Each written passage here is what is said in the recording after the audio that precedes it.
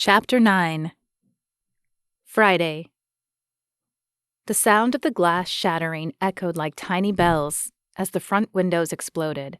Slivers of iridescent shards sprayed through the room as the front end of a car roared into the gym. The kids! Raven dashed toward the closest child. She couldn't save them all, but she could save one. Her arms circled the child and she tugged, dragging the girl with her as she jumped out of the way. Screams and the echoes of groaning metal as it gave way thundered in her ears as she landed on her side.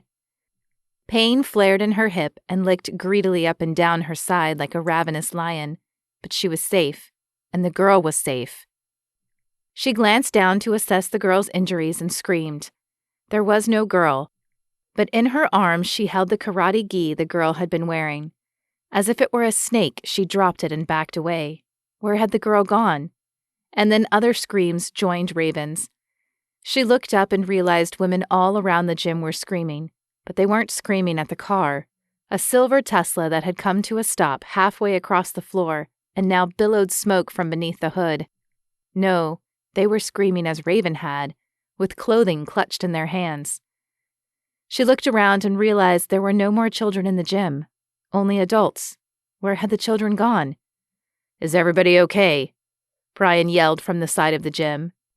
He brushed shards of glass off his shirt as he surveyed the area. "Where's my daughter? Where's my son?" The women's voices rose in a tumultuous cacophony as they yelled over each other for attention.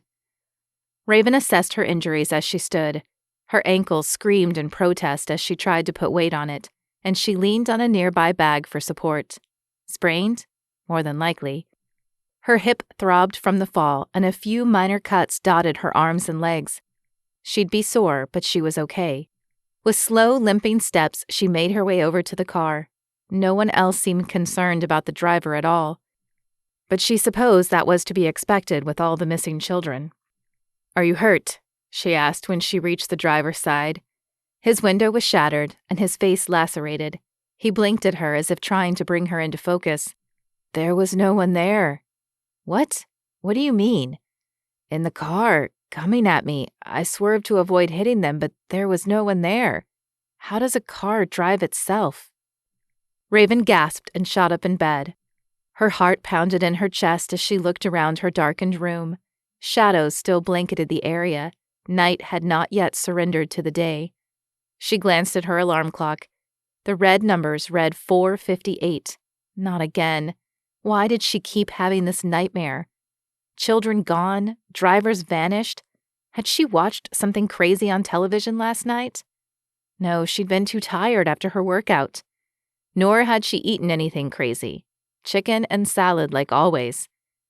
There had been the weird meeting yesterday, but surely that wasn't the cause. He hadn't told her to meet him today. In fact, she didn't even know when their next appointment was, which was a little odd. If counseling had been required, wouldn't he have sent her a calendar of meetings? Not that she wanted to meet with him, but she thought that was standard procedure. Or was it Kat? She'd dismissed Kat's words as ramblings of a crazy woman, but when Raven combined that with Micah's words, it was a little harder to brush off. The last words they exchanged still fluttered around in her head like butterflies. Kat had said she knew something about Raven's future, but Raven hadn't believed her.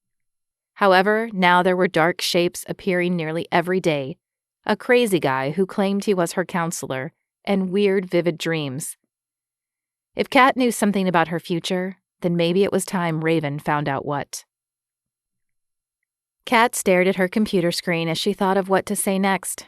The end was coming soon. She could feel it, see it in the increase of lights, but she hadn't accomplished her goal yet. Raven was an impenetrable wall. No chinks existed that she could find, and no matter how hard Kat tried, she could not get the girl to lower her defenses. Something terrible must have happened to her to cause her to hate the thought of God so much. Kat understood hating God. After he'd taken her best friend, she'd been angry too. But then the lights had come. The lights and Jordan and Micah. While she might have been able to ignore Jordan and maybe even pretend the lights didn't exist, it was pretty impossible to ignore an angel. especially when he unfurled his wings and showered her with a holy light like she'd never seen. She felt a little like Saul when he'd been blinded, but, like him, it had allowed her to see. Now if she just knew how she could reach Raven. "What are you doing?" Kat looked up to see Jordan enter the kitchen, her suitcase rolling behind her. While Kat understood Jordan's need to return home, she was going to miss the girl. It had been nice having someone to talk to, especially someone who understood what she was going through. "I'm typing up a manifesto, a guideline, if you will." Jordan's brow wrinkled in confusion. She grabbed a water from the fridge and then sat across from Kat at the kitchen table. "What's it for?" Kat sighed. "It's mainly for Raven. I can't seem to reach her, but I think it will also be helpful for anyone else who won't believe us. I'm typing up what most people think will happen, that believers will disappear first and foremost. When we're gone, they're going to need to look somewhere. My hope is that I'll have planted enough seeds with Raven that when we all disappear, she'll at least go find this and read it. She may not want to hear now, but she will then." "That's a great idea." Jordan grabbed a bagel off the plate in the middle of the table. Kat had decided, since they had to get such an early start to the airport, that she might as well have a portable breakfast ready. "I might need to do that too. I don't know how long I'll be in Texas. But if I'm still there when semester starts again, I think reaching college kids will be even harder than these women coming into the pregnancy center." Kat thought about the stories she saw on the news and social media. It appeared that many high school and college-aged students cared more about defending abortion and using the correct pronoun than they did about following God's moral code.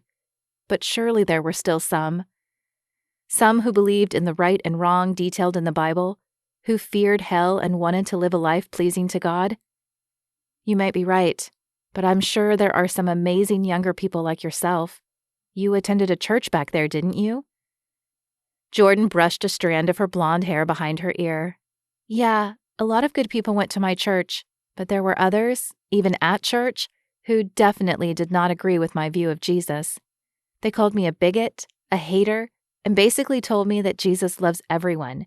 So even if what I'm saying is true, that he'll let everyone into heaven." Kat reached out to touch Jordan's arm. "I'm sorry. It's hard everywhere, but I can see why the younger generation would be so much harder. We've definitely confused them the last few years. Even most churches are no longer teaching the hard messages for fear of losing their members." Jordan nodded. "I mean, I know the Bible says it will be harder for Christians in the final days, but I don't think I knew it would be this hard. Did you see on the news that a local pharmacy just got sued for not carrying the morning after pill? There's a dozen pharmacies within spitting distance of that one that chooses not to carry abortion pills, but because someone was inconvenienced, they feel it's okay to sue them." "Yeah, I heard."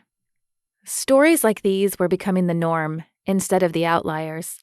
Kat watched the news only because she felt it was important to know what was going on around them, to watch for any signs that Jesus might be coming back soon. If she weren't doing this job, she would definitely avoid it. The news was never happy. It was always filled with murder or, as Jordan stated, cases of Christian organizations being sued for their beliefs. "I'm afraid it will get even worse once we're gone. I just hope I can reach Raven in time." A silence fell between them for a moment before Jordan cleared her throat. "Speaking of time, we should probably be heading out if we want to reach the airport in time." Kat sighed and shut her computer screen. "Yes, I suppose we should. I'm going to miss you, Jordan."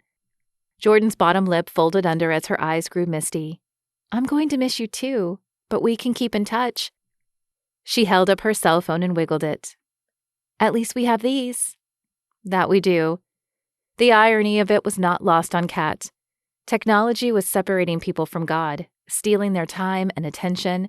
It was separating people from each other, but it was also a way to stay connected, a way she would be able to check in with Jordan and they could still share about their days. Odd how it could serve both purposes. "Okay, do you have everything?" Jordan glanced down at her suitcase. "Yep, I traveled light. Maybe now I know why." Kat marveled at Jordan's demeanor as she led the way out to the car. Here was a girl so much younger than herself, who'd had terrible things happen to her, who was still a baby Christian, yet she seemed to possess a willing spirit to go anywhere and do anything. If only more people could be like that. The drive to the airport was quiet, as if they were both unsure of what to say, or if anything needed to be said. But as soon as Kat pulled up to the curb, the hesitation broke. "Call me as soon as you land and let me know you're safe, okay?" Jordan nodded, her eyes glistening with unshed tears. "I will. Tell Patrick and Maddie goodbye for me too?" "Of course." As Kat hugged Jordan one last time, she felt in her bones that it was the last time she would see the girl on Earth, and a part of her didn't want to let go. In the short time she had known her, Jordan had become like family, and letting her leave almost felt like losing Stella all over again. Still, she knew it was something Jordan had to do. Kat just wished it didn't feel so hard to let go. Jordan wiped a tiny tear from the corner of her eye as she walked to her gate. Going home felt right, but she would miss Kat and Patrick and Maddie. They might not be her blood family, but she'd felt closer to them in the few weeks she had known them than she had to her own mother in the last few years. She would definitely miss her tea talks with Kat. The crowd at her gate was sparse, and she scanned the vicinity for any sign of Jeremy. He'd said he was on the same flight, yet she hadn't seen him yet. "Is this seat taken?" The deep timbre of his voice sent a shiver down her spine, and she looked up to find his caring eyes staring intently at her. "Where did you come from?" She had been scanning the area as she approached, and she couldn't understand how she might have missed him. His eyes twinkled as his lips pulled into a sly smile. "I have my ways." He set a tan backpack down and plopped into the chair next to her. "So, do you want to tell me why you're heading back to Texas?" Jordan took a deep breath as she searched his eyes. Could she trust him? The coincidences behind their meetings were strange, but something deep inside told her she could. "I'm going back to see my son." A look of something akin to surprise flashed in his eyes, but he didn't seem completely shocked. "You have a son?" Even the way he said it sounded more like a statement than a question. "I do, but I gave him up for adoption. I was too young and—" She let her voice trail off. He didn't need to know about her rape. It would be bad enough if he thought she was promiscuous, but too many people looked at her differently after she told them she'd been raped. She didn't want Jeremy to as well. "Anyway, I felt the need to see him one last time." "One last time?" Jeremy's voice held a teasing note. "Are you planning on dying soon?" She knew he was kidding, probably trying to make light of the heavy situation she had just laid at his feet, but it just reminded her of her mission. She was supposed to be telling people about Jesus, saving as many souls as she could before the rapture, but she hadn't talked with anyone since she lost her visions. Could she tell Jeremy? She had no idea if he was a believer or what it might take to convince him, but she could try. If seeing her son didn't bring her gift back, this would be her new normal anyway. "Do you believe in God, Jeremy?"